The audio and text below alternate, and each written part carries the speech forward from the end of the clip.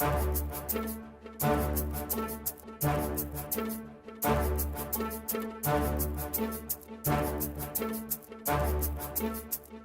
declare our right on this earth to be a man, to be a human being, to be respected as a human being, to be given the rights of a human being in this society, on this earth, in this day, which we intend to bring into existence by any means necessary.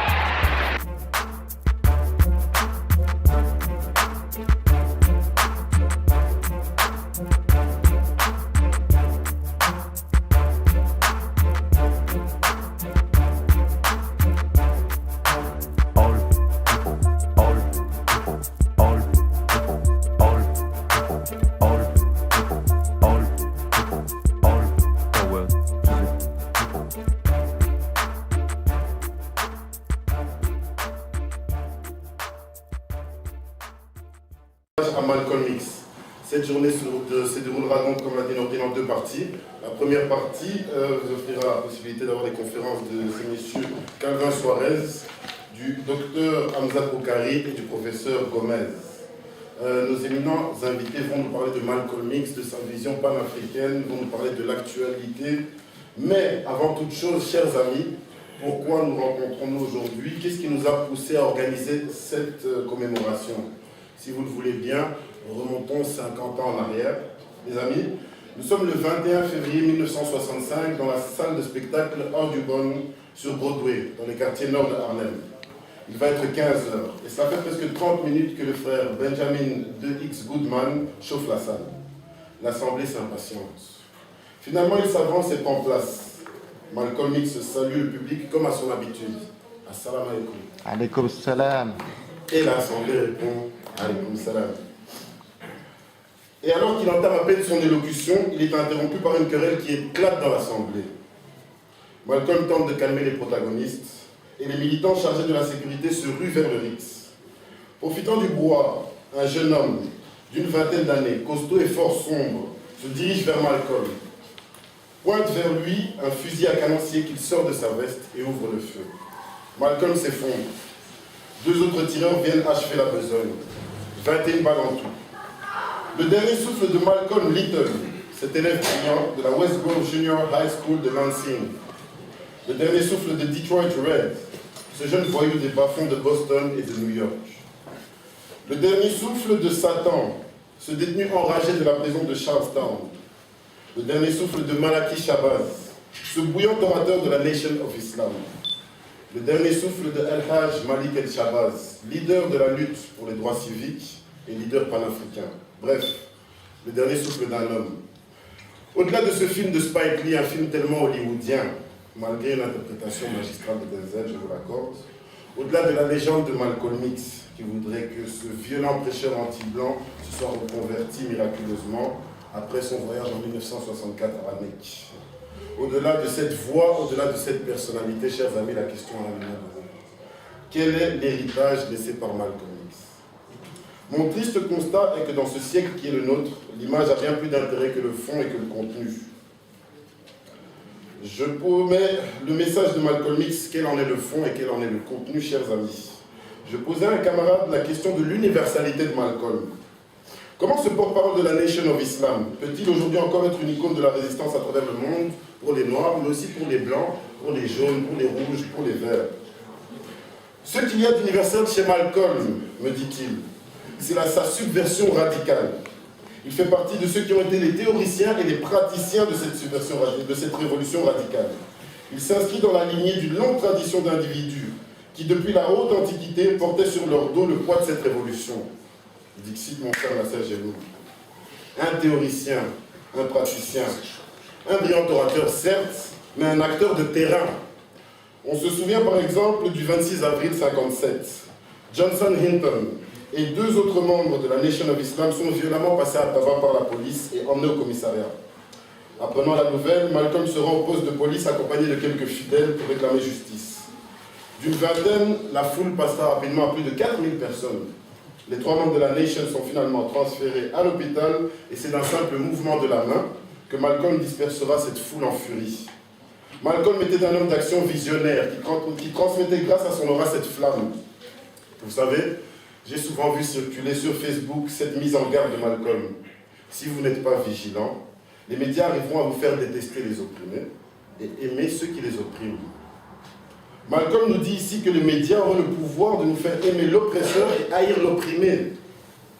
Les médias belges, chers amis, médias tellement indépendants, le savent tous, de cette Belgique, un des premiers exportateurs mondiaux d'armes, cela en dit long sur sa volonté de paix. Ces médias nous disent donc qu'il y aura en Irak et en Libye un État autoproclamé islamique qui serait plus barbare, plus sanglant, plus criminel que cette coalition qui en jadis envahit ces mêmes pays. Parmi les coalisés, la Belgique, 20 millions de morts sous Léopold II par exemple, la France, la guerre d'Algérie par exemple, les USA, là on en a plein, les Amérindiens, Hiroshima, le Congo, oui même le Congo malheureusement, effectivement. Les médias seraient donc capables de nous faire croire que ces génocidaires seraient des héros et que leurs victimes seraient des criminels. Pour ma part, je préfère rester vigilant, comme nous le conseillait Malcolm. J'entendais également Malcolm dire dans un de ses discours, « Aussi longtemps que vous serez convaincus que vous n'avez rien fait, vous serez convaincus que vous ne pourrez rien faire. » Une phrase majeure pour une communauté qui a tellement besoin de confiance. Malcolm nous explique ici qu'il est vital de connaître son histoire, mais il va plus loin. Connaître son histoire est vital pour agir, pour entreprendre, pour devenir, bref, connaître son histoire est vital pour écrire son histoire. Beaucoup d'afro-descendants sont totalement ignorants de leur illustre passé. Ils se complaisent dans la médiocrité avec comme seule référence historique pour leur peuple l'esclavage et la colonisation. Pourtant, l'histoire nous enseigne que jadis, l'Afrique fut puissante métropole, capitale du monde, tandis que les pays européens n'étaient encore que des pays du tiers-monde, pays émergents ou pays en voie de développement, c'est selon. Il est important de rappeler qu'au-delà des souffrances de son passé, l'homme noir doit cultiver aussi la grandeur de son histoire afin de rehausser les perspectives d'avenir de sa jeunesse. N'ayons pas peur en tant que communauté d'avoir notre référentiel. Faisons preuve de virilité, cette virilité si chère à Malcolm. Faisons preuve de virilité en étant enfin fiers de nous-mêmes et en ne tentant plus de ressembler aux autres. Faisons preuve de virilité en ne convoitant plus les biens des autres. Faisons preuve de virilité en ne tentant plus d'imposer nos douleurs et nos cicatrices aux autres qui n'en ont que faire, quand bien même ils en seraient responsables. Faisons preuve de virilité en rejetant le paternalisme. Faisons preuve de virilité en exigeant la justice au lieu de quémander la pitié. Faisons preuve de virilité en montrant à l'oppresseur que nous combattrons jusqu'à notre dernier souffle. Chers amis, nous tenions à organiser cette journée d'aujourd'hui pour donner un écho et un souffle nouveau au message de Malcolm. Son message de virilité, justement, d'autodéfense et d'autodétermination. La question de l'identité reste une question capitale pour notre communauté.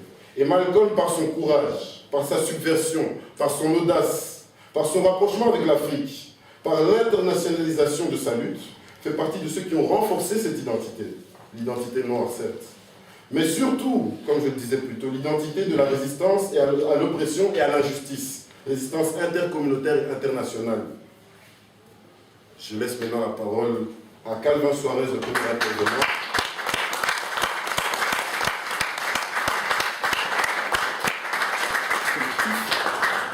Pour m'avoir sollicité en tant que coordinateur de ce collectif, au fin de prendre la parole à cet événement si important pour notre lutte commune. Camarades de lutte, chers amis, l'homme que nous honorons aujourd'hui fait partie de ces combattants dont la clairvoyance et l'héritage brillent éternellement. Un héritage qui éclaire de manière admirable les chemins qui mènent les peuples opprimés vers la liberté. Pas seulement les peuples noirs, bien entendu, mais tous les peuples du monde qui luttent contre le système capitaliste néocolonial qui asservit. Prendre la parole pour parler d'une génération unique, puisque Nordi m'a dit de faire le parallèle un peu avec cette génération extraordinaire, Fanon, Sankara, Lumumba surtout. Prendre la parole pour parler d'une telle génération unique, composée d'hommes exceptionnels, comme je le fis dernièrement encore pour Frantz Fanon ou Patrice Lumumba, est une lourde responsabilité.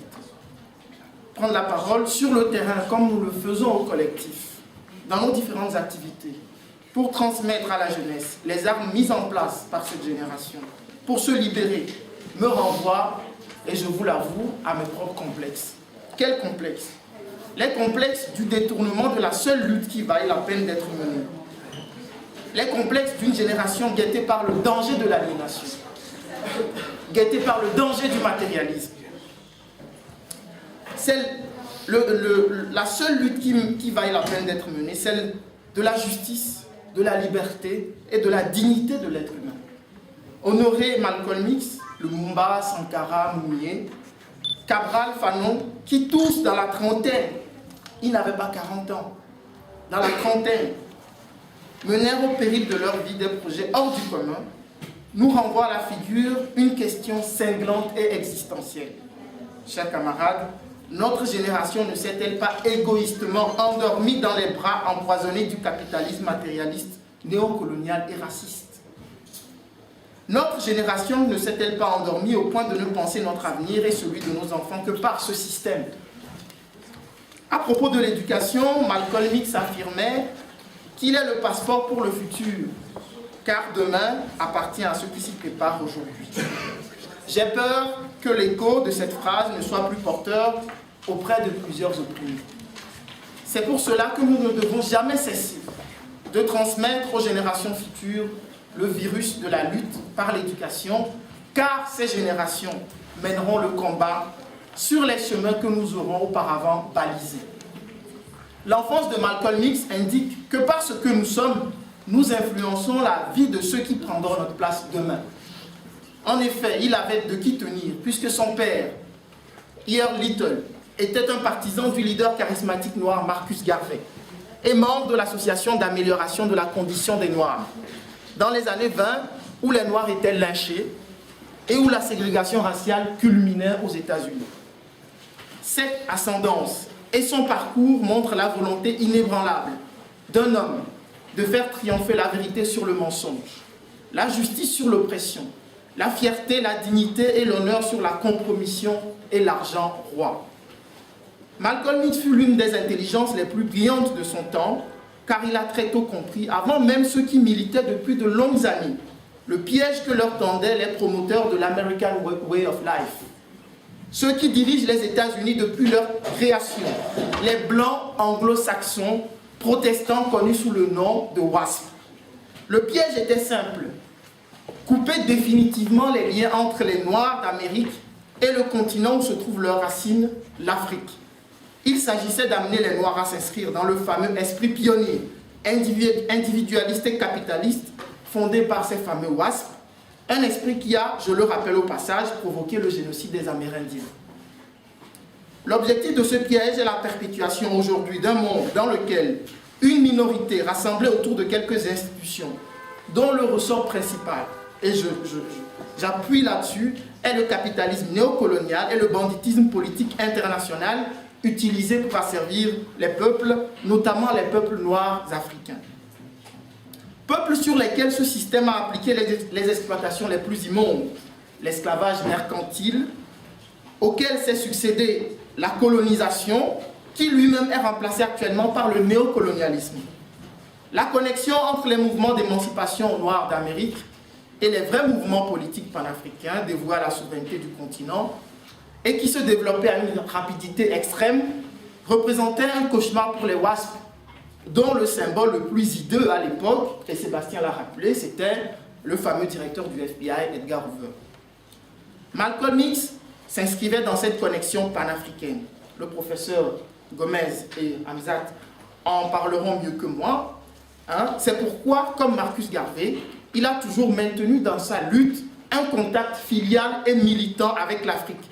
Car il a compris dès le début des années 60, et même avant, et avec la mort, surtout la mort de Lumumba, que le système qui avait fondé l'esclavage mercantile était le même qui allait installer la troisième forme d'exploitation des peuples, le néocolonialisme. Les acteurs avaient changé, mais le système finalement restait le même. Cette prise de conscience est parfaitement illustrée dans l'une de ces phrases restées célèbres. Tant que nous détestions l'Afrique, nous nous détestions nous-mêmes. Tant que nous détestions les prétendues caractéristiques africaines, nous détestions notre propre aspect. Et vous m'appelez le prédicateur de la haine. Mais c'est vous qui avez appris au monde à haïr une race tout entière et maintenant vous avez l'audace de venir nous reprocher de vous détester par la simple raison que nous n'aimons pas la corde que vous nous avez mise au cou. Malheureusement, ce piège qui renfermait le drame de la détestation de soi et de son identité a fonctionné sur beaucoup de nos frères et sœurs. L'une de nos missions ultimes, comme ce fut le cas pour Malcolm, est de tout mettre en œuvre pour les en délivrer. Voilà donc posé, chers camarades, les bases de la proximité idéologique et politique entre Malcolm X et Patrice Lumumba. En étudiant la vie des deux personnages, j'ai été surpris de voir comment ils se ressemblaient. Lumumba et Malcolm, tous deux issus de milieux très défavorisés à la base, presque happés dans leur jeunesse par le système de l'aliénation, créé à dessein. Et je le rappelle, l'un était fier d'être évolué, et l'autre faisait tout pour ressembler à un blanc et se gominait par exemple les cheveux. Tous deux ont réussi un tour de force incroyable, par leurs propres moyens en plus. Ce tour de force, c'était d'opérer en quelques années, une véritable révolution mentale, que beaucoup ont pris des années à opérer, et ils ont réussi à se désaliéner eux-mêmes, par leur propre travail personnel. Une désaliénation qui, pour d'autres, je le rappelais, a pris des dizaines d'années, après de multiples échecs. L'un et l'autre ne se sont jamais compromis, se sont accrochés à leurs convictions jusqu'à en payer le prix ultime, la mort. De leur vivant comme après leur mort, ils ont été soumis à une campagne de diabolisation, destinée à détruire le mythe qu'ils représentaient désormais, et les armes qu'ils nous avaient données pour continuer la lutte. Des mythes dont on a essayé d'enfermer les pensées dans le carcan simpliste de la violence.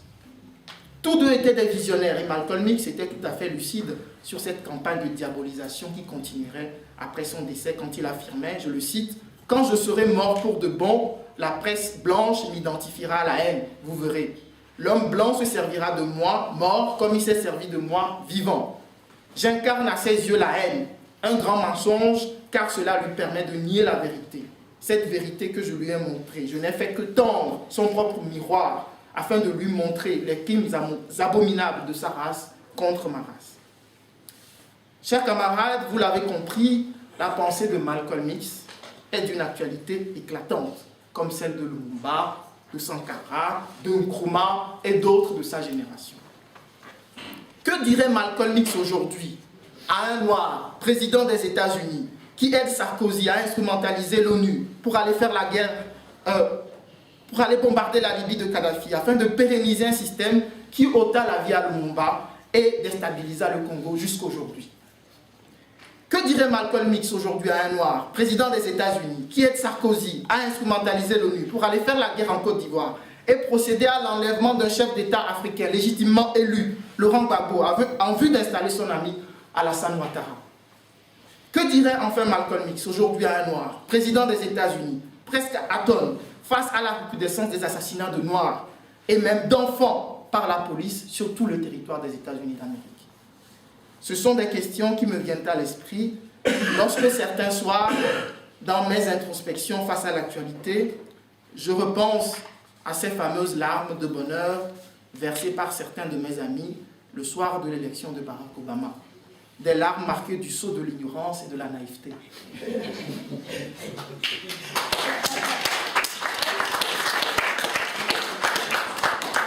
Camarades de lutte, chers amis, je ne serai pas long parce que malheureusement, j'aurai à vous quitter tout à l'heure pour une autre activité.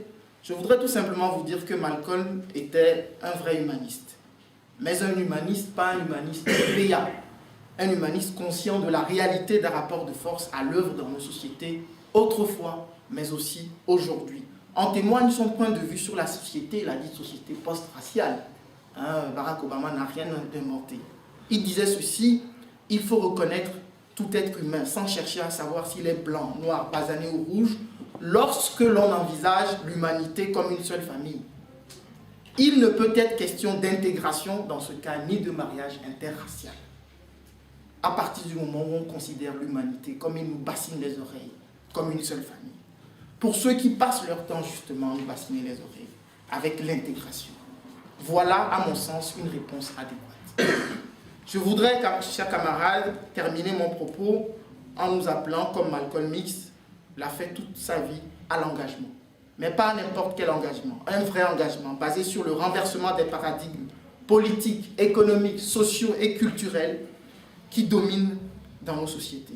Si nous voulons changer cette société où l'exploitation des peuples prend de l'ampleur jour après jour, nous devons nous investir dans des cellules et structures qui luttent.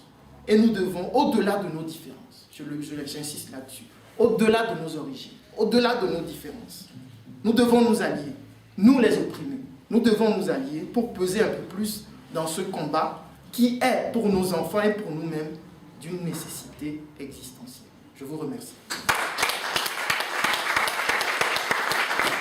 Bonjour à tous, merci beaucoup pour cette invitation, pour l'organisation de cet événement.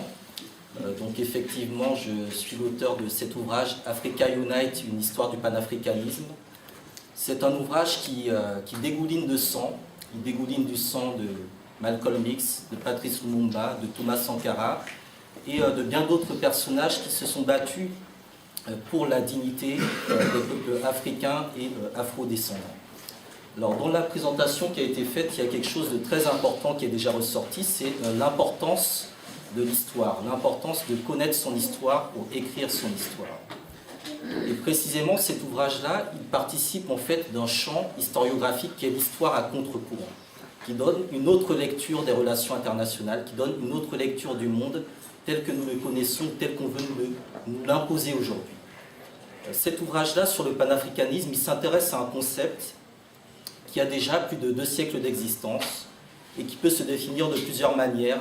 D'un point de vue anthropologique, c'est la question que des millions de Noirs déportés dans les Amériques et asservis, rendus à l'état de bêtes humaines se sont posés. Sommes-nous africains? Qu'est-ce que l'Afrique? Que nous est-il permis d'espérer?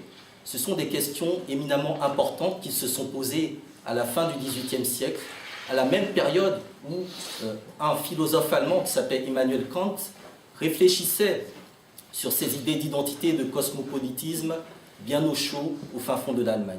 Sauf que ceux qui se sont posés la même question que cet intellectuel qui fait soi-disant la source de la modernité étaient soi-disant des esclaves. Mais ils n'étaient pas des esclaves. Ils étaient des Africains. Ils se sont battus pour que l'Afrique puisse renaître dans les Amériques. Et précisément, la première définition du panafricanisme, pan-africanisme, c'est l'ensemble des survivances culturelles africaines que l'on peut trouver dans les Amériques aujourd'hui. Parce que la particularité de l'Afrique, c'est d'avoir survécu à la traite, à l'esclavage et à un certain nombre d'autres humiliations, et d'avoir été en capacité de renaître et de gagner d'importants combats un peu partout à travers les Amériques. Tant et si bien que la question des Noirs aux États-Unis, elle se pose également au Brésil de manière cruciale. Actuellement, il y a un regain de racisme au Brésil, dont on parle très peu. Il est important de le mettre en relation avec ce qui se passe également aux États-Unis. La deuxième définition du panafricanisme, c'est la définition plus historiographique, c'est-à-dire que c'est un courant qui est né à la fin du XVIIIe siècle, qui est contemporain de ce qu'on appelle justement cette modernité, c'est-à-dire les fameuses révolutions françaises, américaines et industrielles, mais qui correspond au début de la révolution africaine. Et ça, c'est très important de l'avoir à l'esprit. Le panafricanisme, c'est l'histoire contemporaine de l'Afrique et l'histoire de la révolution africaine. C'est une révolution qui est effectivement née en Haïti parce que ce sont des Africains de Saint-Domingue qui se sont révoltés, qui ont arraché leur liberté et qui, depuis Saint-Domingue, ont soutenu d'autres mouvements de libération dans le sud des États-Unis notamment. Je pense à des figures comme Nat Turner, qui s'est beaucoup inspiré de Toussaint l'Ouverture, comme Denmark Vesey, comme Gabriel Prosser. Il y en a eu énormément. Et Malcolm X fait partie de cette tradition de leaders qui se sont insurgés contre l'ordre établi et qui ont été en mesure de remettre l'histoire dans le bon sens de sa marche. Enfin, troisième point, le panafricanisme, c'est une doctrine politique qui est résolument anti-esclavagiste, qui est contre la domination et qui est nécessairement anticapitaliste. Elle est contre l'exploitation de l'homme par l'homme et elle est également contre l'exploitation de la nature jusqu'à l'extinction de la capacité de régénération des ressources. Donc quand on parle de panafricanisme, dans la dimension notamment politico-spirituelle, il y a l'attachement à la terre des ancêtres. Et c'est ça qui fait que des millions et des millions de Noirs ont rêvé, ont réussi à revenir sur le continent africain. Et c'est cette relation entre ce qu'on appelle grossièrement la diaspora, terme d'origine juive, mais que nous remplaçons par la famille africaine mondiale, et le continent, qui forment justement les liens du panafricanisme. Ça, c'était la définition donc, pour l'introduction de mon propos. Le deuxième point maintenant, pour en arriver directement à la personnalité de Malcolm X, je crois que Malcolm X est quelqu'un de très important parce qu'il détonne du paysage. Dans cet ouvrage-là, il y a énormément d'intellectuels. Mais il y en a qui sont un peu différents des autres. Il y en a deux qui sont très importants. Il y en a un, il s'appelle Cierler James. Il est originaire de Trinidad et Tobago. C'est l'un des plus grands penseurs issus de la Caraïbe. Et le deuxième, c'est Malcolm X. Quel est le point commun de ces deux personnages? Ni l'un ni l'autre n'a étudié dans une université. Ni l'un ni l'autre n'a le fameux doctorat qui fait qu'on adule autant les intellectuels. L'un et l'autre, James et Malcolm X, sont ce qu'on appelle des intellectuels organiques. Et ça, je crois que cette notion, il faut vraiment la remettre en avant. Il faut que ce soit cette notion qui nous motive et qui nous stimule dans tout ce que nous faisons au quotidien en termes d'activisme. Un intellectuel organique, c'est quelqu'un qui va utiliser son savoir comme de l'huile. Non pas pour le jeter sur le feu afin d'attiser la situation, mais pour au contraire mettre de l'huile dans les rouages de la société pour que la société se remette à fonctionner telle qu'elle aurait dû toujours fonctionner. Donc un intellectuel organique panafricaniste, c'est quelqu'un qui met son talent, qui met ses moyens, qui met sa capacité d'action à faire en sorte que le continent africain retrouve la trajectoire historique dont il a dévié au moment de la traite, de l'esclavage et de la colonisation.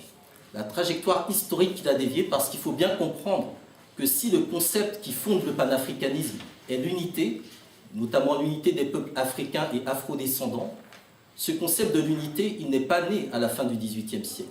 Avant l'arrivée des Européens, il existait déjà sur le continent africain des empires et des royaumes qui étaient particulièrement sophistiqués et qui fonctionnaient sur des modèles déjà panafricanistes. On avait des alliances de peuples, c'était de véritables mosaïques, des empires comme le Ghana, le Mali, le Songhai, qui étaient aussi en lien avec le fameux monde arabo-musulman, étaient déjà panafricanistes avant l'heure.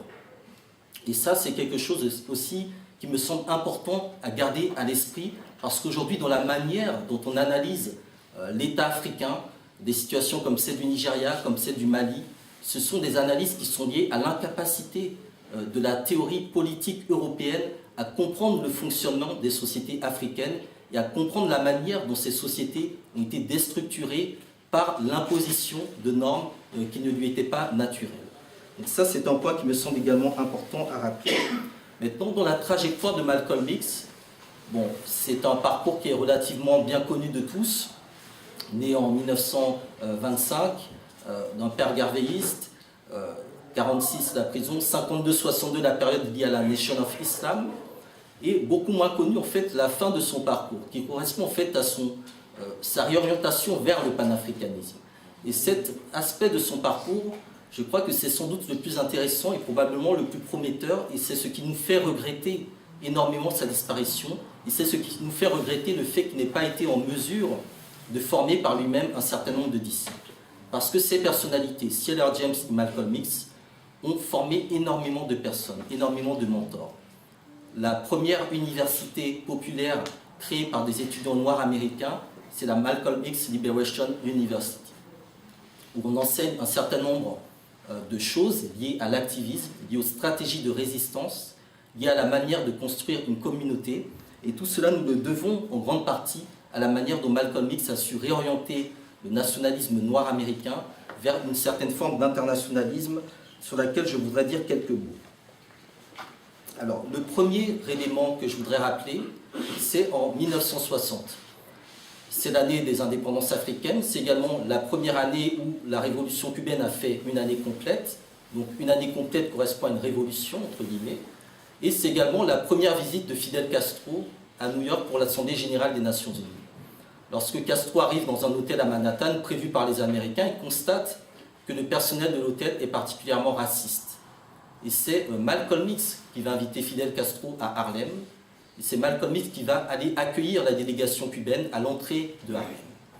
Par conséquent, Malcolm X, à ce moment-là, va se présenter finalement comme le véritable président, entre guillemets, des Noirs américains. Il va faire de Harlem la capitale mondiale, puisque Castro était l'attraction la plus importante. Et donc tous les grands leaders du monde entier les Nasser, les Sukarno, les Tito et autres, vont tous venir à Harlem pour rencontrer à ce moment-là Fidel Castro. Et très important, Malcolm X va faire en sorte que cette exclusivité soit uniquement suivie par la presse afro-américaine. Ce que va faire Malcolm X, qui est également très important, c'est qu'il va assurer en fait une intégrité de l'information concernant les Noirs, par les Noirs et pour les Noirs. Donc les réseaux de presse, les réseaux d'information, les médias, c'est quelque chose qui est extrêmement important. Et c'est à partir de là, de 1960, que les médias blancs vont réellement commencer à le diaboliser. Ils vont lui faire payer le fait de lui avoir volé cette exclusivité de la première visite de Fidel Castro aux États-Unis. Un autre élément également qui me semble important, c'est bien évidemment 61, au moment de l'assassinat de Patrice Lumumba. Malcolm X va être l'un des premiers à demander que les États-Unis soient mis sur le banc des accusés. Et ce qui est différent dans la stratégie de Malcolm X par rapport à quelqu'un comme Martin Luther King, c'est qu'il va dès le départ comprendre que l'ennemi, les États-Unis, il faut l'abattre non pas en modifiant les lois nationales, en faisant voter un Civil Rights Act, mais en passant par le droit international. À l'époque, il comptait effectivement sur l'ONU, qui était Michou Michel. Il va faire en sorte que l'organisation de l'unité afro-américaine soit reconnue par l'ONU et par un certain nombre d'instances. Malheureusement, il n'aura pas le temps d'y arriver, il sera assassiné un peu avant. Mais dans la stratégie, il y avait l'idée de bénéficier de cette tribune au cœur des États-Unis pour pouvoir attaquer le régime américain. Donc c'est une stratégie qui est extrêmement intéressante, qui mise à la fois sur l'internationalisme et en même temps sur une présence stratégique au cœur de l'Empire américain. Donc c'était quelque chose qui était de nature à mettre au cœur des États-Unis une véritable bombe à retardement. Et ça, c'était finement bien pensé. Et malheureusement, le FBI et Edgar Hoover ont été beaucoup plus efficaces pour contrecarrer ces plans. Sur cette question de l'internationalisme, je voudrais aussi lire une brève citation qui est dans l'ouvrage. En fait, c'est lorsque Malcolm X vient quelques jours en fait, avant d'être assassiné, il devait venir à Paris pour donner une conférence et à la demande donc, des autorités américaines, on lui a interdit le fait de pouvoir débarquer à Roissy-Charles de Gaulle. Il va donner une interview en faisant une blague, en disant qu'il ne savait pas que son avion avait atterri en Afrique du Sud, puisque le régime français se comportait de la même manière que le régime de Pretoria. Et lorsqu'il va ensuite revenir aux États-Unis, il va avoir ces quelques mots, où il explique, je cite, « Les intérêts des États-Unis sont liés à ceux de la France et à ceux de la Grande-Bretagne, et bien évidemment de la Belgique et des autres puissances occidentales. Tout cela forme un seul et immense complexe. Il ne s'agit pas du pouvoir américain ou français, mais d'un pouvoir international. Ce pouvoir international sert à réprimer les masses à peau sombre du monde entier et à exploiter leurs ressources naturelles. Le simple fait de défendre l'idée d'une coalition des Africains, des Afro-Américains, des Arabes et des Asiatiques qui vivent à l'intérieur de la structure a suffi à déranger la France, que l'on dit être l'un des pays les plus libéraux du monde, et à lui faire abattre son jeu. Pour l'Angleterre, même chose. Si l'on songe que le Brésil compte 2/3 de gens de couleur, entre guillemets, de non-blancs, entre guillemets, et que l'on y ajoute ceux du Venezuela, du Honduras et du reste de l'Amérique centrale, de Cuba, de la Jamaïque, des États-Unis et même du Canada, le total dépassera sans doute 100 millions. Et c'est la présence de ces 100 millions-là à l'intérieur de la structure qui préoccupe aujourd'hui très fort le pouvoir. Donc, Malcolm X avait très bien compris quel était le rapport de force. Il avait très bien compris qu'il était dans l'intérêt de toute cette personne non blanche, entre guillemets, qui étaient en fait les héritières de l'esprit de Bandung de 55, un esprit que Malcolm X avait d'ailleurs salué avec beaucoup de vigueur, qu'il était dans l'intérêt de toutes ces minorités de s'unir. Et c'est dans cette optique-là qu'un an après la création de l'OUA, il va mettre en place l'organisation de l'unité afro-américaine, en expliquant qu'il est important que toutes les diasporas noires, où qu'elles se trouvent, soient en mesure de constituer leur propre structure, mais une structure politique, solidaire et internationaliste, qui ne soit pas dépendante d'un quelconque pouvoir d'État ou d'un quelconque impérialisme. Donc c'était un projet extrêmement ambitieux qu'il va mener avec d'autres figures qui sont malheureusement trop peu connues, mais qui sont réellement importantes. Je pense notamment à l'historien John Henry Clark, un très grand historien qui est décédé à la fin, qui est décédé il y a une dizaine d'années, qui est l'auteur d'importants ouvrages et qui va transmettre l'esprit de Malcolm X à un certain nombre de milieux étudiants, dont notamment Stokely Carmichael. Donc cette question de l'organisation de l'unité afro-américaine, elle me semble importante à remettre aujourd'hui en avant pour comprendre la manière dont les différentes minorités africaines, mais également non blanches, ont été, entre guillemets, isolées les unes des autres par le système impérialiste que nous combattons tous ensemble aujourd'hui et dont nous subissons de manière indistincte les effets. Un autre point qui me semble important à souligner dans cette brève présentation, c'est de rappeler que les enjeux de ce fameux combat pour les droits civiques, ce n'était pas simplement un papier. Et à chaque fois que Malcolm X va se rendre en Afrique auprès des gouvernements africains, la stratégie du gouvernement américain va être de publier dans la presse africaine le fameux Civil Rights Act, en disant voilà, Malcolm X est un menteur, voilà la loi que nous avons fait passer, ce qu'il raconte c'est faux, voilà la politique que nous menons une politique qui permet aux Noirs en fait d'être des citoyens à part entière. Donc cela participe également de la propagande. Et dans le Civil Rights Act, le vrai combat, le combat que menaient tous ces militants noirs, concernait un certain nombre de faits sociaux, un certain nombre d'éléments sociaux, qui sont l'accès à des écoles décentes, l'accès à des emplois décents, et également l'accès à des logements dignes. Donc ces trois éléments-là, en fait, il faut les concevoir dans une structure qui est beaucoup plus large et qui va être ensuite développée par des militants inspirés de Malcolm X, qui est la question du respect et du pouvoir. Ce que les Noirs demandent à cette époque-là, c'est d'être respectés et d'avoir du pouvoir. C'est le Black Power et c'est le respect de Aretha Franklin. C'est ça qui fait l'essence et l'héritage de Malcolm X à cette époque-là, et c'est ça qui fait son actualité et sa pertinence dans les combats que nous menons ici dans les sociétés occidentales et particulièrement individualistes. D'autre part, il y a la question de la culture. Vers la fin de sa vie, Malcolm X, qui a toujours été un autodidacte, qui a tout appris par lui-même, qui a lu l'histoire, qui a lu énormément d'histoire lorsqu'il était en prison, rappelle l'importance de se réapproprier justement notre histoire, notre culture. Parce que la culture, c'est une base économique. Et par conséquent, lorsque, sous couvert en fait, de l'affirmative action, on va démanteler tous les éléments de solidarité culturelle des Noirs, cela va correspondre à un deuxième type de génocide. Et cela va faire en sorte que la communauté noire soit de plus en plus éclatée entre des personnes qui vont être promues de manière individualiste, jusqu'à donner un Barack Obama, aujourd'hui président des États-Unis, et des collectifs qui, eux, vont être constamment déstructurés et pilonnés par le FBI. Le Cointelpro arrive un peu après, c'est 67. Mais on sait que la manière dont il fallait éliminer Malcolm X correspond déjà à un pré-Cointelpro. Et le pré-Cointelpro, il y a même un ancêtre qui est la manière dont Edgar Hoover a éliminé Marcus Garvey. Donc c'est toute cette trajectoire historique, et je m'arrête là, on pourrait même remonter plus loin que Garvey, qui fait que nous devons être extrêmement solidaires. Un dernier point sur lequel je voudrais insister, enfin deux derniers points sur lesquels je voudrais insister, concernant également le passage en prison. Le passage en prison faisait partie et fait encore partie aujourd'hui du quotidien de beaucoup de Noirs américains, de beaucoup de Noirs et d'Arabes ici, les contrôles policiers, ça fait partie malheureusement de ce que nous subissons quotidiennement. Malcolm X fait partie de ce qu'on appelle aussi les prison graduates, les diplômés de la prison.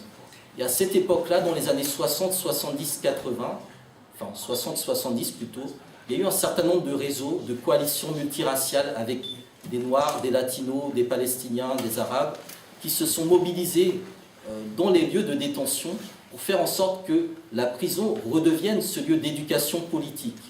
Donc nous devons également nous positionner sur ces enjeux-là et faire en sorte que la prison ne soit plus le lieu de recrutement par les agents impérialistes de tel ou tel personnage qui après commettra tel ou tel délit au bout du monde et dont on nous présentera comme étant finalement un stigmate de ce que nous-mêmes représentons et refusons de représenter.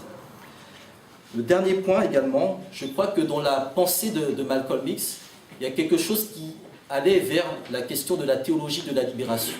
Ici, en l'occurrence, la théologie de la libération noire, qui fait qu'il a été certainement beaucoup plus proche de ceux qui, dans le monde islamique, arabe, musulman, appelez-le comme vous voulez, étaient beaucoup plus révolutionnaires que religieux. C'est ce qui fait qu'il a eu beaucoup plus d'approche, je pense, avec l'Algérie, avec l'Égypte et surtout avec la Guinée de Sékou Touré, beaucoup plus qu'avec les régimes et les pétromonarchies du Golfe.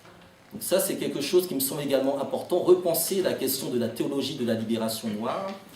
Et enfin, le dernier élément, c'est la question du suicide de classe, puisque lorsque Malcolm X va mettre en place l'organisation de l'unité afro-américaine, il va être confronté à l'incapacité de nombreux militants, aussi bien de Nation of Islam que d'autres mouvements pour les droits civiques, bourgeois ou petits bourgeois, de rompre avec le néo-impérialisme et d'entrer dans un autre type de lutte qui concernait finalement l'internationalisme. Et cette question du suicide de classe, elle est éminemment présente dans nos sociétés. Un autre intellectuel noir américain, William Du Bois, au début du XXe siècle, émettait la fameuse théorie des 10%. Il a expliqué que si 10% d'une communauté parvient à atteindre un certain statut économique et social, c'est tous les autres qui en bénéficieraient. Or, malheureusement, que cela soit 10% par rapport à 90% ou 1% par rapport à 99%, cette solidarité transclasse et même transgénérationnelle fait encore défaut, et je crois que c'est l'un des combats aujourd'hui qu'il faut être en mesure de mener. Faire en sorte que les élites ne soient pas déconnectées des masses, et faire en sorte que ce paradigme même des élites et des masses disparaisse à travers justement la figure de l'intellectuel organique. Donc, ces éléments-là me semblent éminemment importants. Je pense qu'il y a une lecture de Malcolm X qui est faite aux États-Unis, il y en a une qui est faite ici en Europe, et il y en a une autre qui concerne le continent africain, où là, les luttes sont différentes. Parce que Malcolm X, lorsqu'il combattait l'impérialisme et le racisme aux États-Unis, le liait dès le départ à la question de l'Afrique du Sud, la question de l'apartheid. Or, l'Afrique du Sud a connu sa révolution entre guillemets politique et juridique, qui fait que les Noirs et les Blancs sont égaux, mais il reste encore la fameuse révolution économique et sociale. Ce qui nous amène encore une fois à cette question de la seconde révolution, ou dans le cas africain de la seconde indépendance. Malcolm X a lutté au moment des années de la première indépendance. Il a été l'un des rares militants afro-américains à mettre ses moyens financiers pour soutenir des régimes africains en demandant en retour de la solidarité. Il n'a pas été énormément suivi. Aujourd'hui, je pense qu'il faut relancer ces dynamiques-là en créant des plateformes autonomes qui soient en mesure d'enseigner cette histoire, qui soient également en mesure de créer des structures suffisamment fortes qui permettent à chacun d'avoir sa place dans la lutte. Parce que je pense que cette lutte, elle nous concerne tous et surtout, elle nous réunit. Donc c'est toute l'essence du panafricanisme, c'est faire la réunion des forces progressistes, anti-impérialistes, anticapitalistes, et faire en sorte que cette réunion puisse faire émerger une Afrique unie et forte, parce que c'est de l'équilibre du continent africain que dépendra très clairement l'équilibre du monde tel qu'il est aujourd'hui. Je vous remercie. Si jamais il accède à la liberté, c'est à ce moment-là que son frère Réginald va lui dire, mais il y a un prédicateur qui a connu aussi la prison comme toi. Et non seulement il s'est reconstruit, mais il a proposé aux Noirs une solution, une issue. Cette issue, c'est devenir des missionnaires qui vont permettre aux Noirs d'échapper à la délinquance et à tous les pièges qui balisent et jalonnent le chemin du noir en Amérique, qu'il appelle le sanctuaire de l'oppression. Hein? Malcolm X. Et c'est à ce moment-là que surgit une vision, dont je parlerai donc de la vision. Cette vision, je la lis parce que tout ce que je dis, c'est appuyé sur Malcolm X. C'est la différence avec ceux qui font des commentaires sur des commentaires, ou qui reprennent des textes de deuxième main pour accréditer l'idée d'un prédicateur raciste et haineux. C'est des faits vérifiable par tous. Je lis, un jour, dans une lettre, son frère Réginald lui parle du culte d'Allah, répandu parmi les nègres grâce aux prédications d'un certain Elijah Muhammad. Et sa sœur, Hilda, lui montre la possibilité pour lui d'entrer directement en contact épistolaire avec ce prédicateur. Ce qu'il va faire, et qu'est-ce qui va se passer à ce moment-là? Malcolm X, au moment de rédiger la lettre, juste avant de rédiger la lettre, il fait un rêve, un songe. Apparaît un homme en costume, qui n'est ni noir ni blanc, qui est peut-être brun, et qui va s'asseoir à côté de lui, en lui disant quelques mots en lui susurrant quelques mots à l'oreille, que je décrypte de la façon suivante. Tu es élu pour une mission divine. C'est, plus tard, c'est Elijah Mohamed qui lui dira ça, quand il va aller habiter carrément chez Elijah Mohamed, après sa sortie de prison à Chicago, qui lui dira, c'est Fard. C'est Fard que tu as vu. Or, Fard, c'est qui? Dans la vision de la nation de l'islam, Fard, c'est l'homme qui aurait fondé la nation. Mais il faut que vous sachiez une chose, c'est que Fard lui-même a fréquenté à Chicago une structure qui s'appelle donc Moorish Temple of Science of America. Et cette structure était dirigée par un autre homme dont on ne parle pratiquement jamais, qui s'appelle Noble Drew Ali. Il a fondé donc à New York cette structure, et à partir de 1924, vous voyez la concomitance des dates. 1924, c'est le moment où le mouvement de Garvey est en plein épanouissement. Et effectivement, cet homme dont je parle, dont ne parlent pas les orthodoxes de la nation de l'islam, bien sûr, hein, puisqu'il faut absolument que la vision fût entachée de divinité et de miracles, n'est-ce pas? Et donc, effectivement, il a écrit un livre, peut-être que vous n'avez jamais lu, qui n'existe même plus. C'est seulement à la bibliothèque du Congrès, un seul exemplaire, qu'on ne donne qu'aux Blancs. Bon, ce livre s'intitule « Le vrai Coran », The True Quran. Mais dans ce livre se mêlent curieusement des extraits commentés par les soins de Noble Drew Ali, hein, du Coran lui-même. Curieusement, certaines sourates, mais pas d'autres. La sourate de l'éléphant, Alam Tara Kaifa, etc. Hein? Les sourates qui concernent en fait les Éthiopiens et la Jadissa. C'est curieux ça. Hein? Et dans le Coran, et la Bible aussi, les textes qui concernent l'Éthiopie et l'Égypte, et aussi des enseignements de Marcus Garvey. Attention! Et afin, pour agrémenter le tout, les propres convictions philosophico-religieuses assez subtiles et de Drew Ali.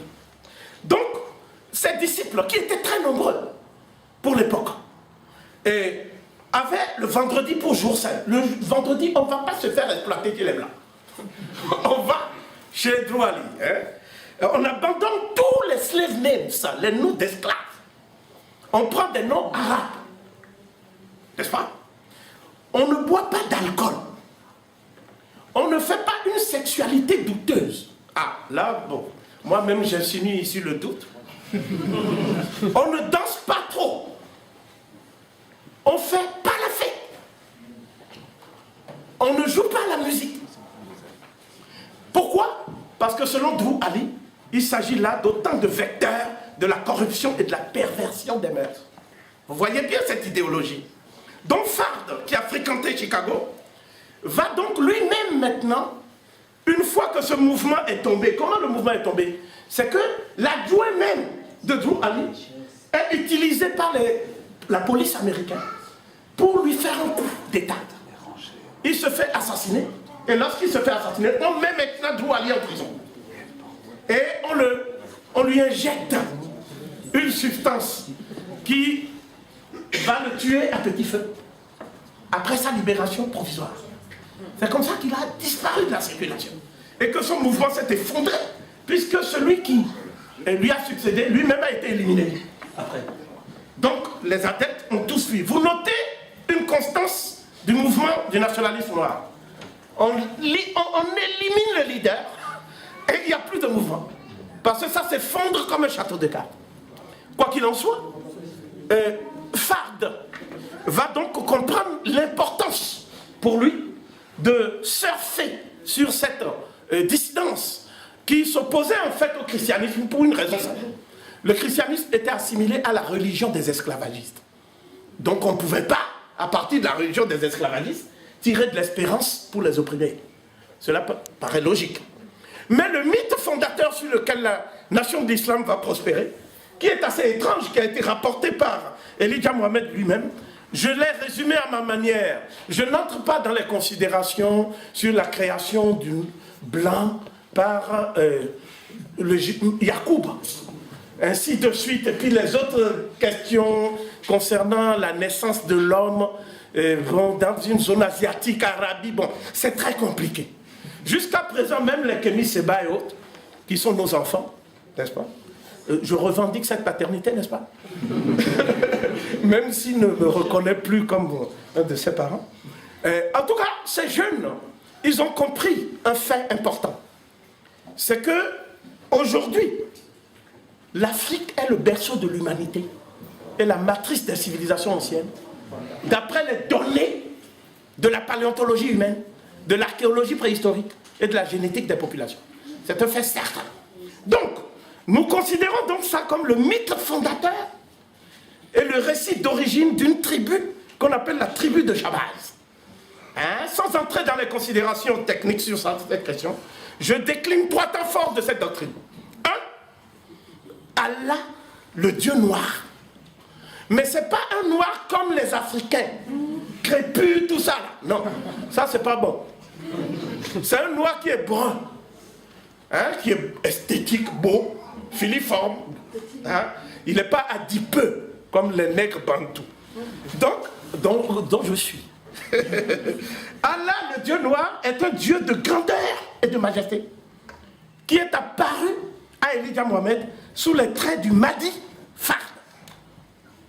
Il est venu pour détruire le monde de mensonges et d'oppression confié par Yacoub à la race blanche qu'il a créée pour permettre aux descendants de la race originelle, noire ou brune, de redevenir des êtres dont la sagesse, le savoir et le pouvoir seront de nouveau illimités. Mais pour cela, il faut qu'ils s'astreignent à une certaine discipline, à une certaine rigueur, à une certaine hygiène de vie. C'est le premier temps. Donc ça, c'est ce que j'appelle la prédiction.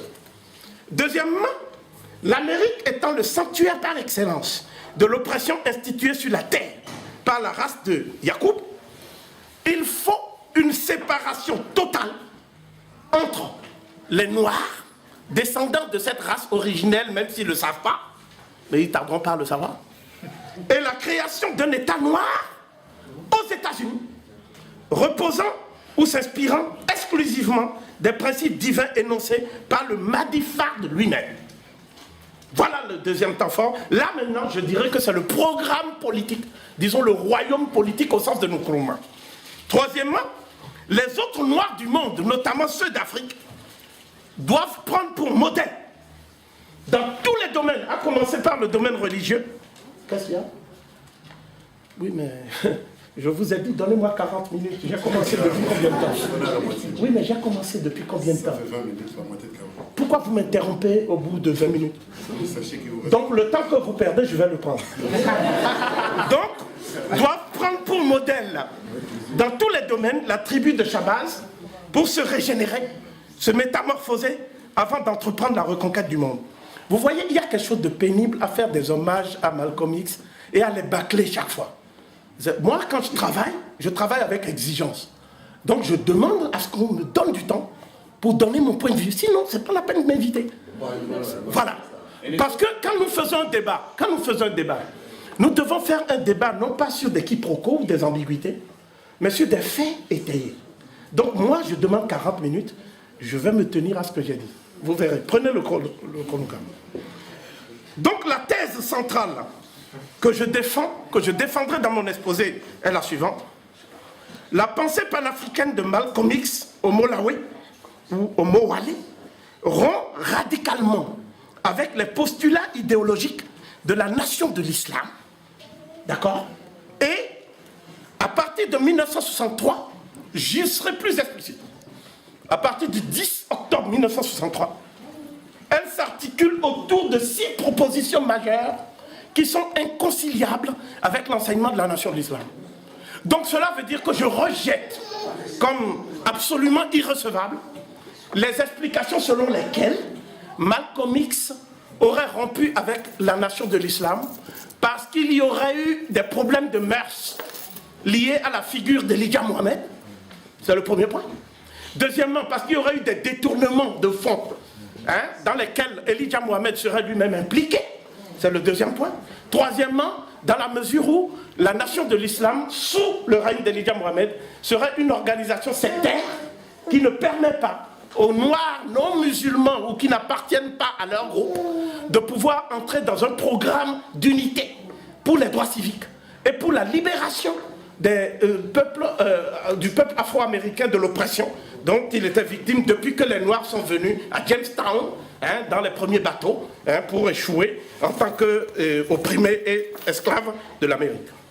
Donc, s'il en est bien ainsi, je sais que je ne peux pas développer, mais voici les points de rupture entre Malcolm X et par-delà les fausses explications que j'ai donc balayées d'un revers de main.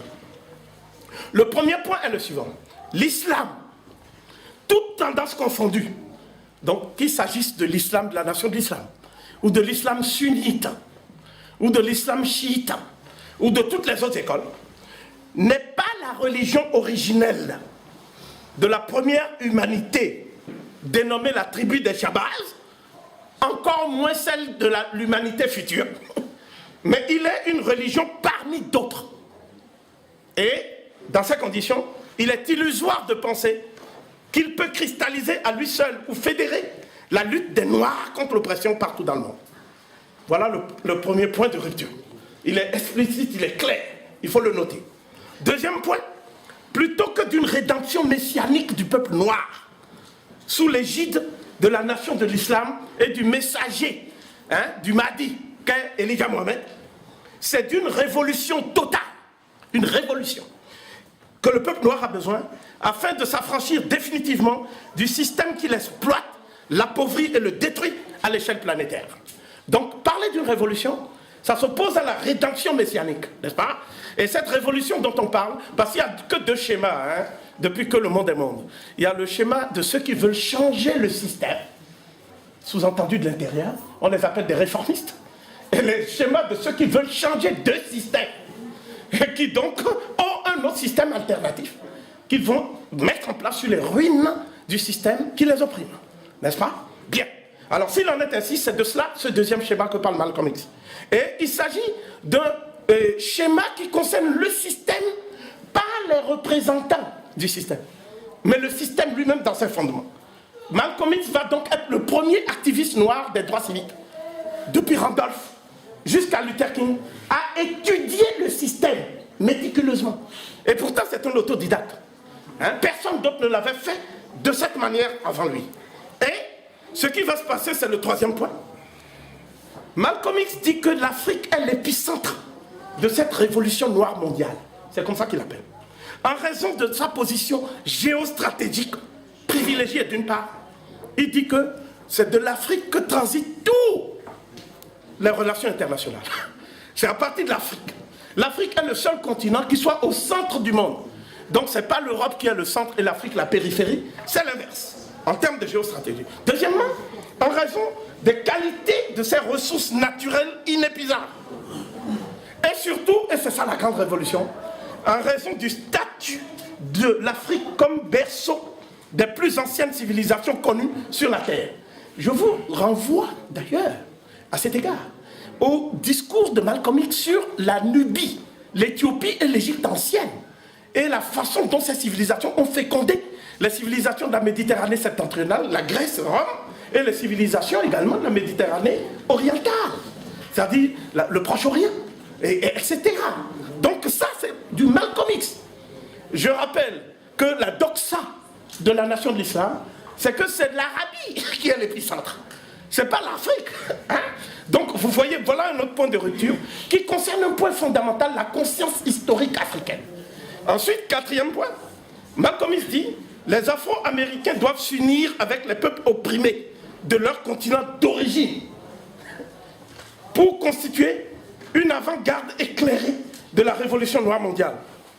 Et c'est là l'objectif de l'organisation qui va mettre sur pied à cet effet, qui est l'organisation de l'unité afro-américaine.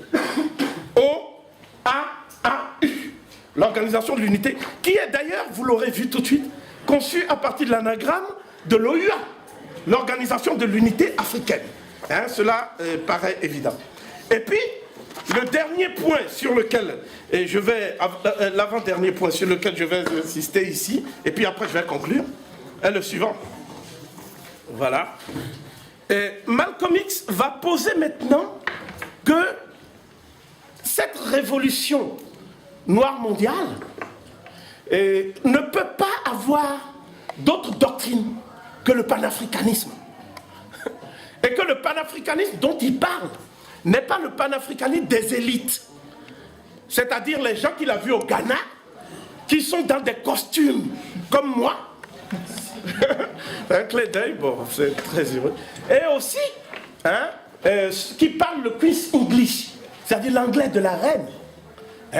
Et qui ont un mépris pour leurs semblables. Nègres, qui sont paysans, et qui n'ont pas accédé à la culture du maître. Donc ce n'est pas ce panafricanisme-là.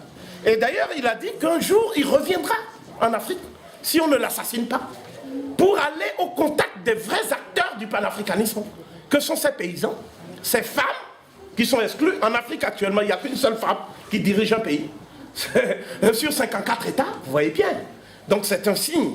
Et effectivement, il appelle ça les discriminations internes des opprimés. C'est-à-dire comment les opprimés s'oppriment entre eux, en s'appuyant sur la culture du maître. Je voudrais donc conclure en disant ceci, parce que ce que je vais présenter maintenant en conclusion, ça va être ce que j'appelle aussi une invitation à la réflexion et à peut-être un débat futur. D'abord, il faut savoir qu'aujourd'hui,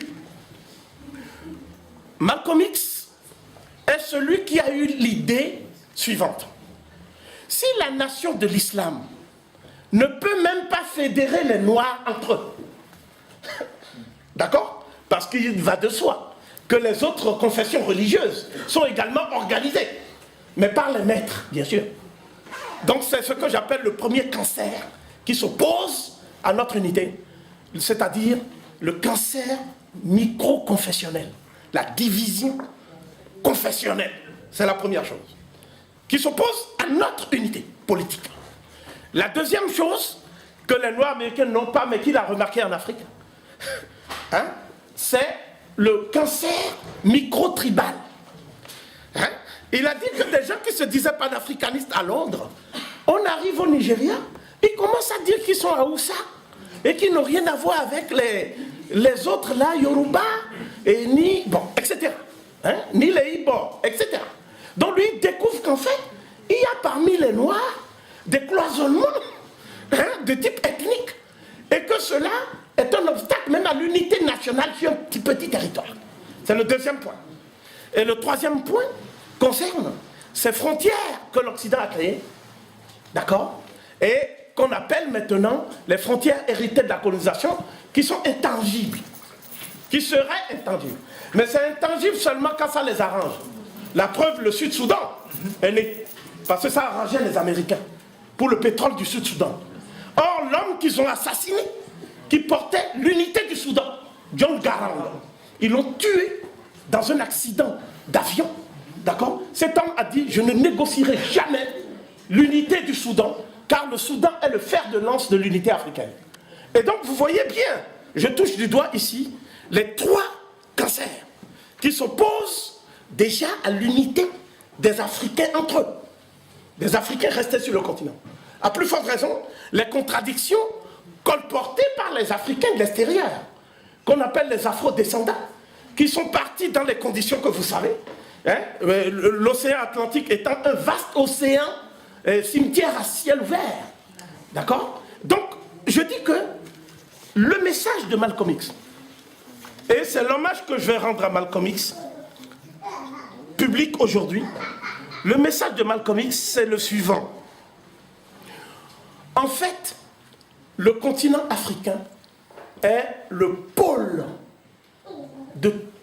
qui a cristallisé toutes les oppressions du monde, depuis que le système capitaliste, porté par ce que j'appelle aujourd'hui l'international mondialiste, parce qu'un prêtre du Qatar, il se sent bien avec Sarkozy. Il n'y a pas de problème, ils sont des coquins. D'accord? Mais le problème se pose entre les gens du Caire, dans les rues du Caire, qui souffrent, hein, et ceux qui sont dans les rues de, je ne sais pas, de Jeddah, et qui n'ont pas bénéficié de la rente pétrolière.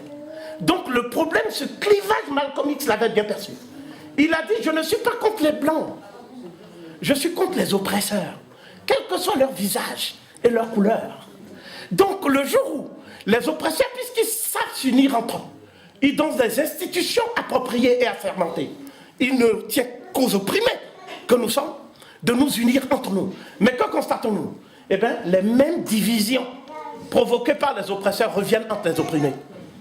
C'est ainsi qu'il y avait cette contradiction entre le panafricanisme et le panarabisme à un moment, qui était porté par Nasser, Gamal Abdel Nasser, un homme éminent s'il en fait, un patriote éminent s'il en fait, hein, et Nkrumah.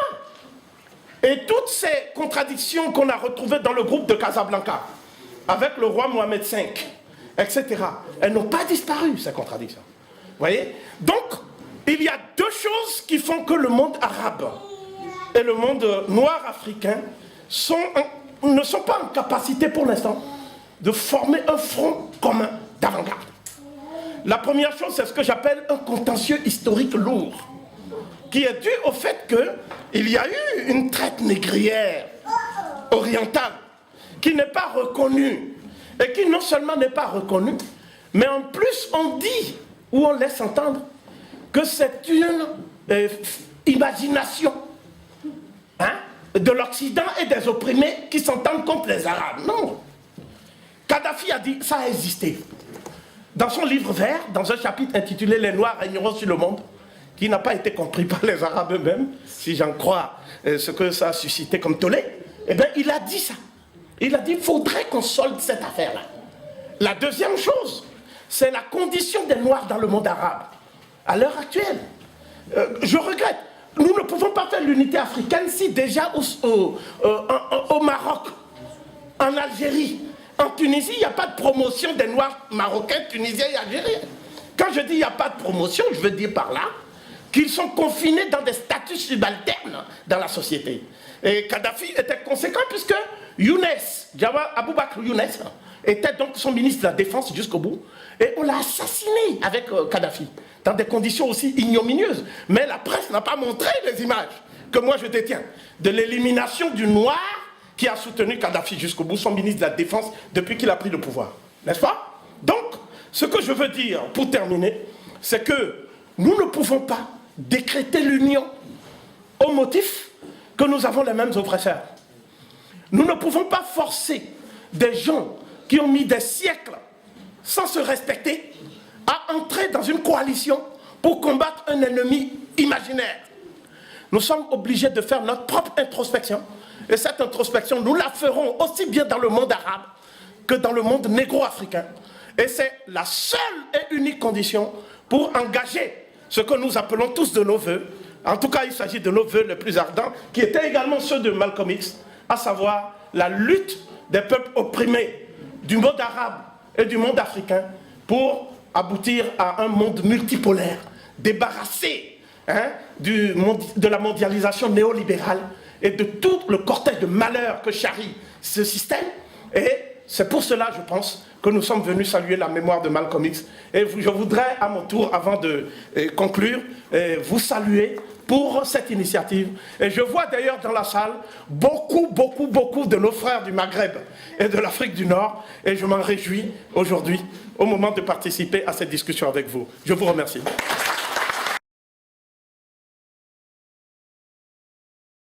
Il y a des plateformes qui se créent. Déjà, nous commençons à travailler avec des associations, hein, qui luttent contre l'islamophobie. J'en veux pour preuve que lorsque nous avons fait la conférence avec les jeunes étudiants congolais de l'ULB, nous avons invité nos frères qui luttent contre l'islamophobie. Parce qu'il faut bien comprendre une chose, c'est que aujourd'hui, je prends un exemple, le terme négrophobie. On ne veut pas l'accepter ici en Belgique. Hein?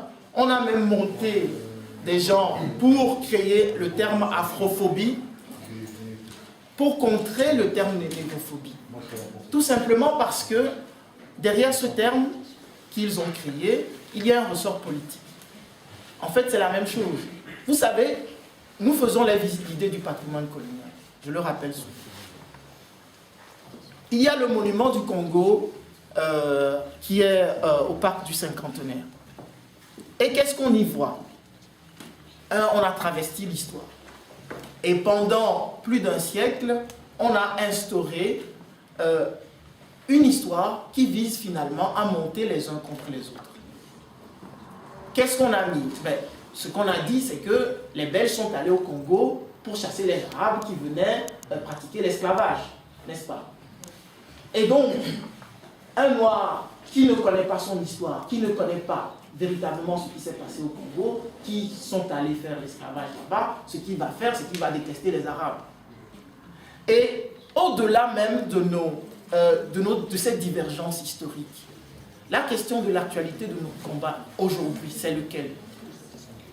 C'est un combat dans lequel il y a une majorité, comme je l'ai rappelé dans mon intervention, qui s'appuie sur des institutions, et je le rappelle, le professeur faisait bien de me le rappeler avant la conférence, souvent les institutions de lutte contre le racisme qui sont instaurées, instituées, sont des institutions qu'on instrumentalise pour nous diviser, finalement.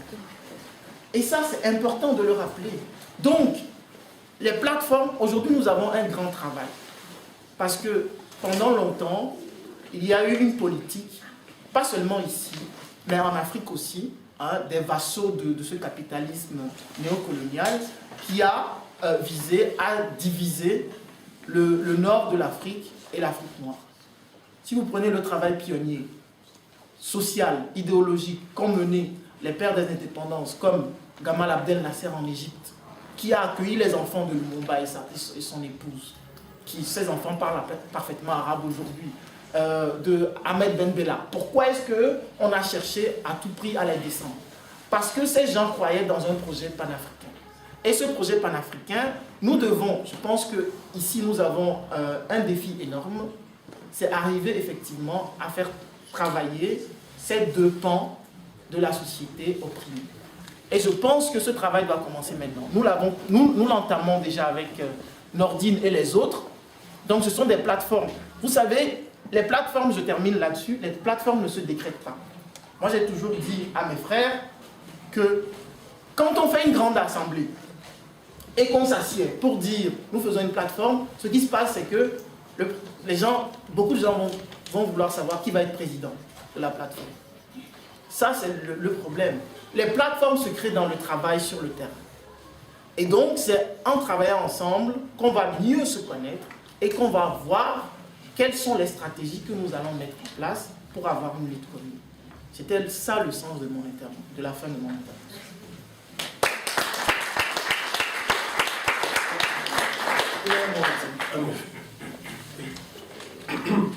Je pense que la question, telle qu'elle a été formulée, comporte, disons, un aspect qui est explicite, c'est-à-dire le fait de mettre l'accent sur une discrimination, une stigmatisation des musulmans. Mais il y a un non-dit à travers cette question. Ce non-dit voudrait réduire l'entité des musulmans à une entité qui serait opposée aux Noirs, alors qu'il y a des Noirs musulmans. Donc pour être plus clair, je crois, dans la formulation de la question, ce qui nous permettra d'anticiper la réponse, il est des notions qu'on nous a imposées, parce que le discours comporte une certaine sémantique confusionniste. C'est le cas de la notion d'antisémitisme. Vous voyez bien que quand on parle d'antisémitisme, on parle d'une composante particulière du monde dit sémitique, à l'exclusion des autres composantes. Mais on ne justifie jamais les raisons de cette exclusion. Vous voyez, ainsi, l'antisémitisme serait simplement la stigmatisation du juif. Alors même qu'il existe un terme plus clair, qui est la judéophobie. hein, qui est donc une forme de racisme dont seraient victimes ceux qui se considèrent comme juifs. De la même manière, il existe le terme arabophobie, qui est un néologisme très utilisé dans le monde anglo-saxon, qui désigne clairement les discriminations dont sont victimes les Arabes, ou ceux qui se considèrent comme tels. Et enfin, il y a le terme de négrophobie, hein, qui également existe, même s'il n'est pas accepté en Belgique, mais la Belgique n'est pas le centre du monde. La capitale de l'Europe n'est pas le centre du monde. Donc, la question que nous posons est celle-ci. C'est très simple. Quel est l'enjeu de la discrimination et de la stigmatisation, d'accord, dont souffrent tous ceux qui ne sont pas dans le monde occidental considérés comme des héritiers de ce qu'on appelle les populations indo-européennes, parce qu'il faut dire les choses clairement, n'est-ce pas? Et accessoirement, ce qu'on appelle la culture judéo-chrétienne, qui serait d'ailleurs le fondement de cette civilisation indo-européenne. C'est ça le vrai enjeu. Une fois qu'on pose cette question, à ce moment-là, on se rend compte qu'il existe une solidarité de fait entre toutes les autres entités qui sont victimes de cette stigmatisation, à savoir le monde asiatique, qui a une civilisation, hein, la Chine, etc., l'Inde, etc., le monde africain, noir, et les afro-descendants, d'une manière générale, le monde arabe, avec toutes ses composantes, y compris la vision du panarabisme, ainsi de suite, ainsi de suite. Si nous posons les questions clairement comme ça, nous pouvons alors converger vers ce qu'on appelle des plateformes unitaires, et à ce moment-là, nous pourrons mener un combat sans ambiguïté, sans créer d'autres discriminations à l'intérieur des discriminations. Voilà donc le point de clarification que je souhaitais noter.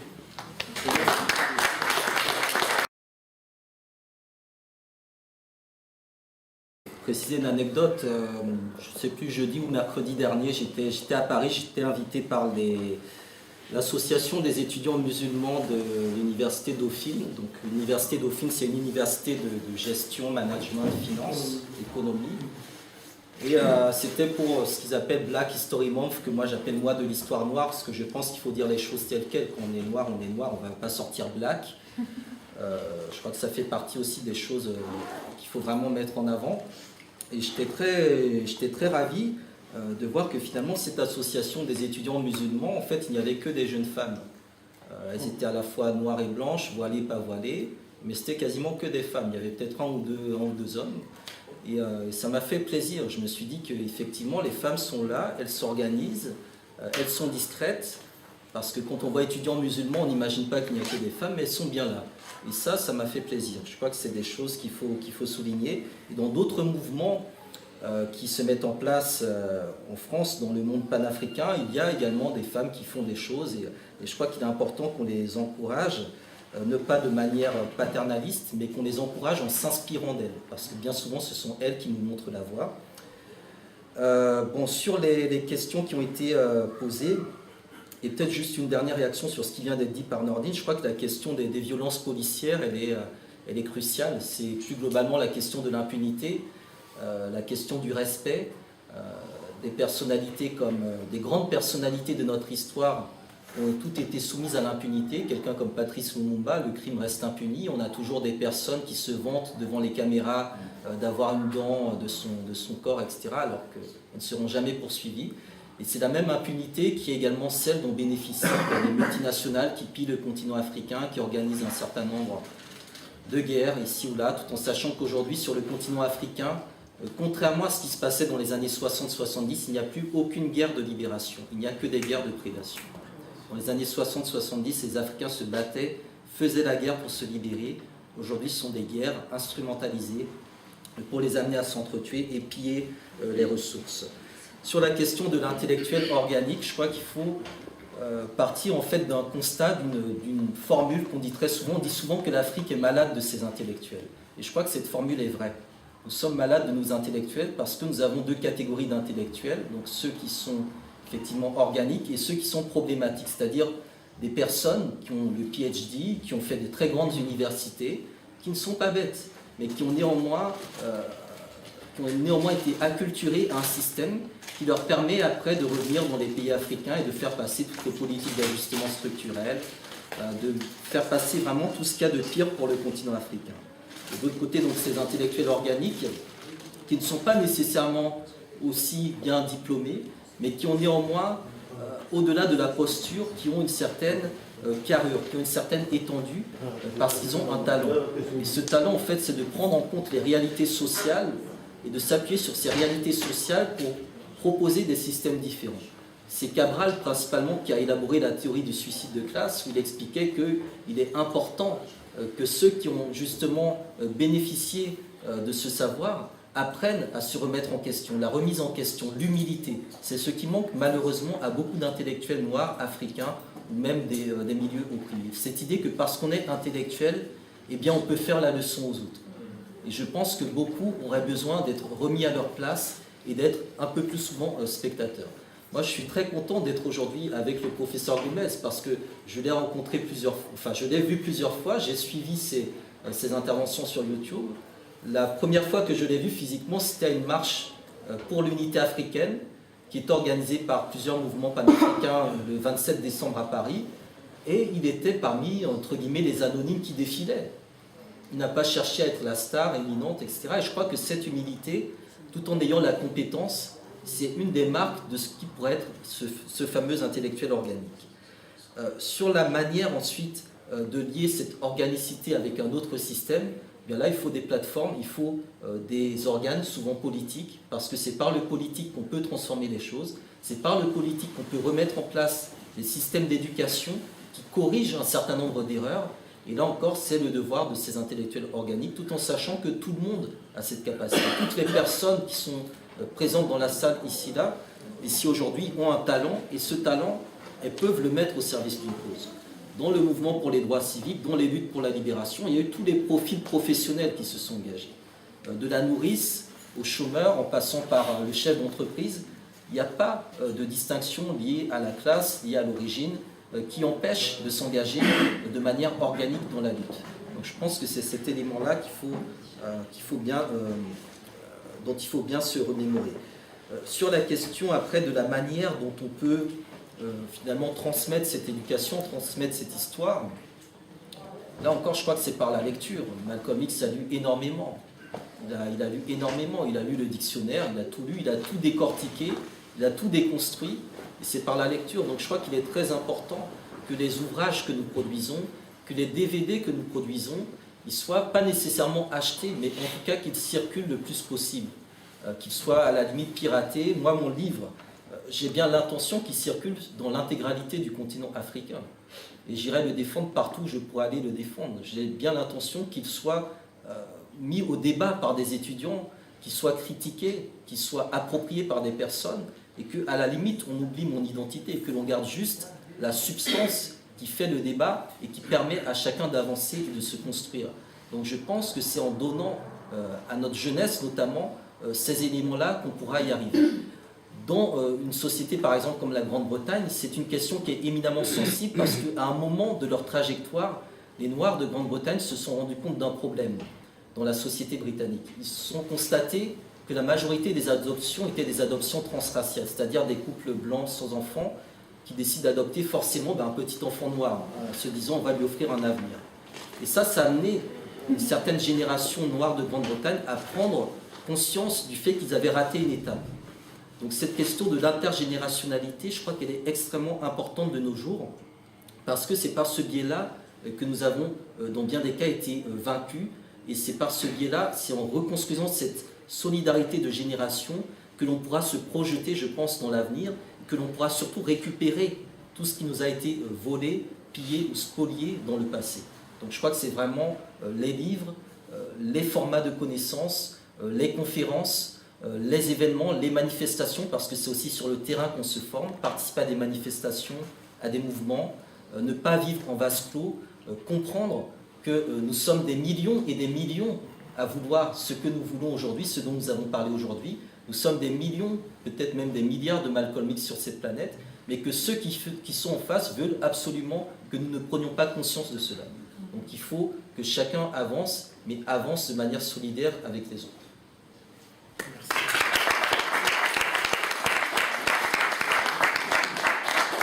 Bien. Je crois que Gramsci, Antonio Gramsci, lorsqu'il parlait de l'intellectuel organique, il parlait en fait de ceux qui, au lieu de se prendre pour l'avant-garde éclairée du peuple, d'accord, doivent faire corps avec le peuple et élaborer des stratégies qui permettent au peuple de sortir d'un système d'oppression, en prenant même des risques physiques, en hypothéquant leur propre avenir et en se suicidant socialement. C'est ça un intellectuel organique du peuple au sens de Gramsci. Hein? Ensuite, la Briola et d'autres ont élaboré le concept. Dans le cas de l'Afrique, à quoi nous assistons? Nous assistons à des gens qui sont incapables de faire un exposé dans leur langue maternelle, hein, pour que leur peuple comprenne. D'accord? Donc ce n'est pas une avant-garde éclairée du peuple. Ils sont peut-être, ils ne sont peut-être pas analphabètes, hein, mais dans leur langue, oui, ils sont analphabètes. Oui, ils sont ignorants dans leur langue. Et je connais des gens que j'appelle des penseurs organiques de la tradition, qui peuvent leur donner la leçon sur les sujets dont ils se vantent de détenir l'expertise. Ça, c'est un premier point. Et c'est un grave problème, parce que ce sont les intellectuels que les Occidentaux, après avoir, effectivement, après les avoir formatés et cuisinés, ont décrété qu'ils ont le monopole de la gestion de nos États, ad vitam aeternam. Vous ne verrez pas de gens dans les grands parlements africains, dans les gouvernements, qui ne présentent pas ce profil. Si vous êtes un paysan, vous ne pouvez pas être président au Bénin. Pourquoi? Parce qu'il se dit, dans la conscience collective du peuple béninois, que nous sommes le quartier latin de l'Afrique. Je ne sais même pas ce que ça dit, le quartier latin. Tout ce que moi je sais, le quartier latin, c'est là où les étudiants font du désordre. Mais nous, il paraît que nous roulons bien le gaulois. On parle la langue française comme les Blancs ne la parlent même plus. Nous sommes un très grand peuple. Pourtant, c'est un tout petit pays qui n'a même pas de solvabilité économique. Vous voyez? Donc, on a cultivé cela. Plus grave, on a cultivé des complexes entre intellectuels noirs, anglophones et francophones, lusophones, même arabophones. On a cultivé des complexes. Donc, quelqu'un a demandé tout à l'heure, c'est sur ça que je vais donner la première réponse, comment on peut faire pour résoudre le problème là? D'accord? Le problème de la représentativité des élites africaines, des élites politiques et intellectuelles africaines. Pour moi, la seule possibilité de faire ça, c'est de modifier le système éducatif africain. D'instaurer des formes d'émulation et des diplômes nouveaux basés sur la connaissance de notre propre paradigme africain. Cela va éliminer naturellement tous les éléments réfractaires à ce travail de recyclage et d'enracinement. De toute façon, ils n'ont qu'un seul choix. C'est aller en Europe, là où il fait froid, pour aller chômer. Donc ils vont aller en Afrique pour se recycler. C'est ça notre position, sur le fond. Donc, nous ne choisissons pas des gens en fonction de telle université européenne, Sorbonne, etc.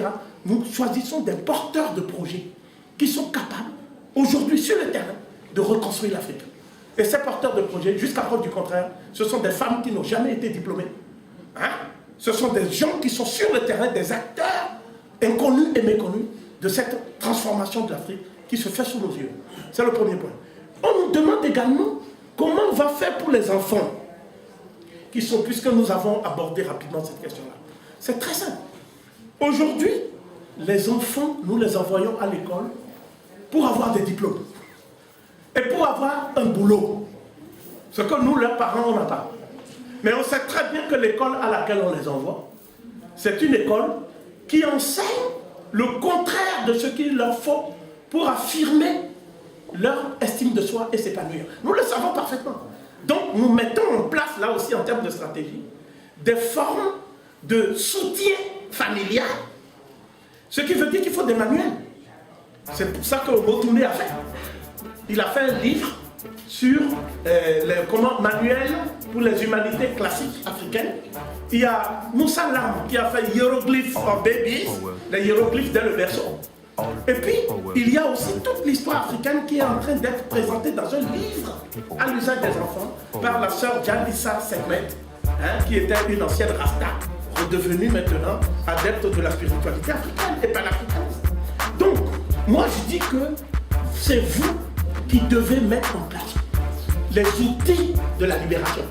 Pour moi, l'ouvrage du frère, je le lui ai dit, c'est un ouvrage qui est depuis 30 ans, nous suivons l'information scientifique. Depuis 30 ans, il n'y a pas d'ouvrage de synthèse de ce niveau qui soit paru dans le monde de domination française. Il n'y en a pas. Ça veut dire quoi? Ça veut dire que chacun de nous ici, c'est un acte militant que nous devons poser en acte. Non seulement l'acheter, mais prendre aussi un exemplaire pour nos héritiers. D'accord? Prendre notre propre exemplaire, mais prendre un exemplaire non pas pour dire j'ai eu la dédicace du frère Boukari, un grand auteur, donc j'ai eu l'honneur et puis faire une photo avec lui. Non, c'est lire le livre et lui renvoyer des critiques et des observations de manière à ce que la prochaine édition soit améliorée, revue, corrigée en intégrant tous ces critiques. Vous voyez? C'est ça que nous on appelle maintenant les réseaux de conscientisation panafricaine. On met en place des réseaux de conscientisation panafricaine. Il doit y avoir au Benelux une section qui s'occupe de ça. Il faut une librairie panafricaine à Bruxelles, peut-être à Matongé, des ouvrages panafricains qui sont censurés par les amusements. Donc, ce que je veux dire, puisque je suis dans la parole, je ne tiens qu'en compte de ce que vous dites. Ce que je dis, c'est ceci. Lorsque vous finissez une conférence comme celle-là, ne rentrez pas chez vous en disant la prochaine fois, on attend le coup de fil de Change ou de tel ou tel groupe pour qu'on refasse les mêmes discussions. D'accord? Échangez entre vous vos coordonnées. Vous êtes autant de compétences et ces coordonnées peuvent être utiles demain dans le cadre du travail que nous sommes en train d'élaborer, qui est un travail qui déborde, disons, le champ de compétences de toutes les organisations ou associations prises individuellement. Nous entrons dans une dynamique de synergie et c'est cette plateforme panafricaine qui est en train de se mettre en place. Je suis heureux d'avoir contribué à cela. Et puis j'ai oublié aussi de saluer notre frère et camarade, d'accord, qui a dit un certain nombre de choses essentielles. Bon, on appelle bavure policière des accidents de parcours. Lorsque des accidents se répètent tous les mois, ce ne sont plus des accidents, d'accord, ce sont des crimes organisés et perpétrés pour semer la terreur dans le rang des minorités. Ces crimes-là, vous ne pouvez pas être des citoyens belges et les laisser passer dans votre pays. Donc, ce sont des crimes que réprouve la Constitution de la Belgique. Et c'est sur cette base légaliste que nous devons combattre. Ensuite, les principes moraux viendront après. Je vous remercie pour votre attention.